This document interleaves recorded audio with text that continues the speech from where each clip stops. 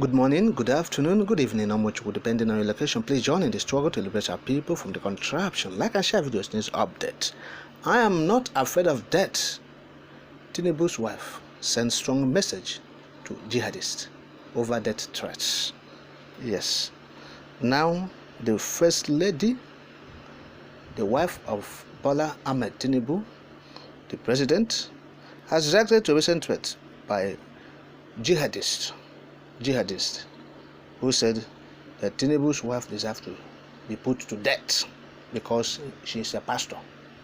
Yes, that's what they said. Said because she's a pastor, she deserves to be put to death. That's what the jihadists said.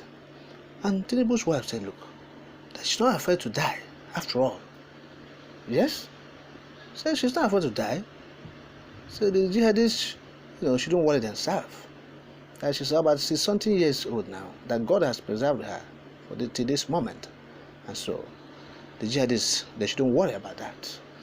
But of course, being led by Idris Tenshi, the jihadists said, look, that the Muslim ticket that brought Bola Tinubu to power was a scam, and that the wife, being an infidel, should be put to death as provided for in the Quran. In their third statement, quote, let me quote now. Now, Tinubu, his wife, is an infidel. As an infidel, she is a leader among the infidels. God's judgment says she must be killed. She is a pastor, a leader of infidels. Allah says they must be killed. End of quote. There's a statement of the jihadists being led by this man they call Idris Tenshi, threatening Oluyemi Tinubu, the wife of the president.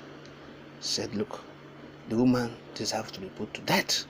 She deserves to die, not just naturally, but to be killed because she's a Christian.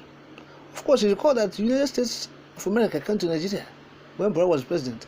I said, oh, Nigeria has been removed from the countries that they're having issue with, religious intolerance. Yes, said the country has been removed from the religious intolerance country. That's what Anthony Blinken said when he came to Nigeria, when he visited Nigeria. He said, look, there's no issue of Nigeria being in that list again of religious intolerance country. But look at what's happening.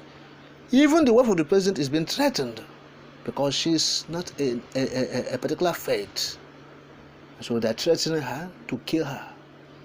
So if the wife of the president, who has, with the sophistication of military, barricading her, and military tanks and everything, Air Force following her, will be threatened, how much more the ordinary Nigerians, ordinary people who are living closely to these people.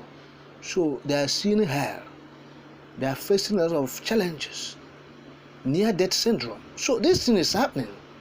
So, and now, the woman said that she's not afraid of anybody. All right? Yes.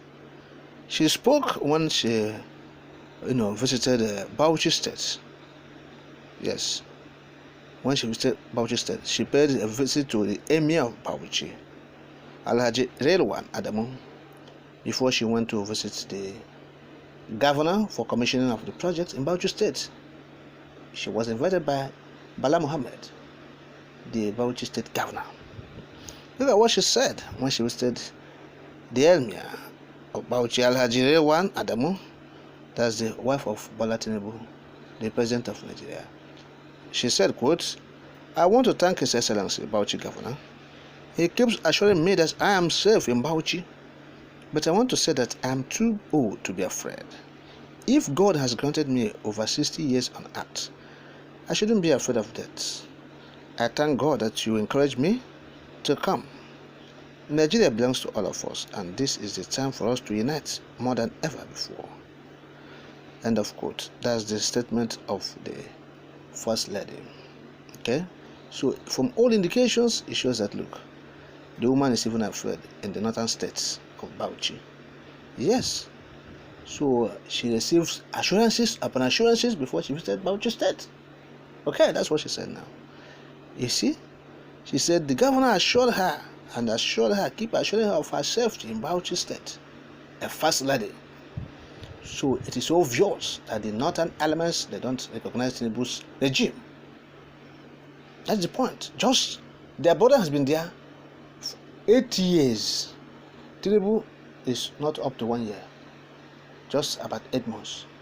They want the country to collapse. They want everybody dead because they are not in power. What is happening? What is happening? You see? But Tinubu is not even helping matter. If he removes anybody, he'll put his brothers. Yes? If he removes any northerner from position, Tinubu, he'll replace the person with a Yoruba man. That is what is playing out. Yes. Any strategic office, lucrative positions, he removed a northerner because Buhari placed his brothers, all of them, all the Fulanis, he placed them in the strategical positions and offices. He makes sure that they're there. Wherever money is coming from, he will put them there. Wherever there is power and influence and affluence, he put Fulani people there. Once he removed any person there, is it whether Igbo man or Yoruba man or Efik or Ibibio or Nupe, he will put Fulani man there. At worst, a northerner. Now, Tinubu is doing the same thing. He's removing all the Fulani people, all, and replacing them with Yorubas. So they are threatening him and his wife. Yes, he's urbanizing the economy. But what we are saying is this: anybody who is not at peace with what is happening, let the person raise his hand. Yes, and join the agitation. Simple. Agitation for freedom.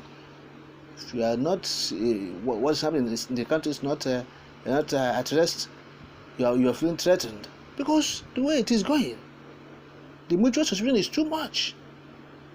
The mutual suspicion is too much. If you continue like this, people will begin to die in their large numbers in many ways. Killings, everything will begin to happen. There will be conspiracy everywhere. So controversy and catastrophe. The point is that this geographical expression has reached its limit. That's the limit. It has reached the limit. It can't go further. Yes, there's no way it can expand beyond this in terms of survival. So the point remains that look, it's the end of the road. It's the end of the road. Just barely 8 months. Look at what's happening in the north against Bola Tinubu, against Yorubas, against the Southwesterners. And so, who can survive this thing? Can Tinubu survive this thing from now to the next 4 years? This kind of attack, verbal, even with terrorists. Look at the wave of kidnappings. They are kidnapping their brothers because they want to torment Tinubu's government. They are kidnapping their children because they want to torment Tinubu's government. Yes. Only yesterday, over 60 people were kidnapped in Kaduna State. Only yesterday. We're talking about those that were kidnapped before. Yesterday, over 60 were kidnapped in Kaduna State. They go to, house to house search. They go to people's houses, they search, and they will abduct people. They will get them out. House to house. They will be abducting people, kidnapping them from their house. Over 60 in Kaduna State. So, that should be in Southern Kaduna. So what am I talking about? They are making everything difficult for him, who is the president. They want to make sure that he failed woefully and failed completely, and